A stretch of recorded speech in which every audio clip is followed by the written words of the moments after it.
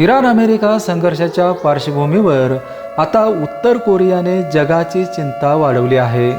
परकीय शत्रूकडून जर Kim Jong Un यांची हत्या झाली तर किमचे सैन्य तात्काळ अणुहल्ला करणार आहे।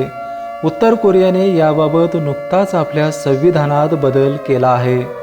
इराण अमेरिका यांच्यातील युद्धामुळे अनेक देश स्वतःच्या सुरक्षेला महत्त्व देत आहेत। युद्धाचा वाढता धोका पाहता उत्तर कोरियाने देखील सुरक्षेसाठी मोठं पाऊल उचललं आहे।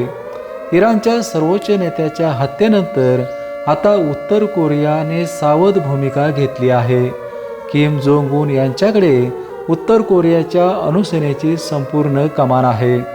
संविधानातील या नव्या बदलानुसार कोणत्याही परकीय शत्रूकडून किम जोंग यांची हत्या झाली तर उत्तर कोरियन सैन्य तात्काळ प्रत्युत्तरादाखल अणुहल्ला करणार आहे। याबाबत उत्तर कोरियाच्या संविधानात 22 मार्च रोजी 15व्या सुप्रीम पीपल्स असेंब्लीच्या अधिवेशनात दुरुस्ती करण्यात आली आहे। त्यानंतर गुरुवारी उत्तर कोरिया सरकारकडून ही माहिती सार्वजनिक करण्यात आली आहे। उत्तर कोरियाने सतत आपल्या क्षेपणास्त्र प्रणालीचे आधुनिकीकरण केले आहे। किम जोंग हे आक्रमक निर्णय घेणारे हुकुमशाह मानले जातात। आता या नव्या कायद्यामुळे जगासाठी अणुयुद्धाचा धोका आणखीनच वाढला आहे। या धोकादायक निर्णयाला इराण अमेरिका संघर्ष कारणीभूत मानला जात आहे। BPN ब्युरो न्यूजसाठी विजय यशपुत्र।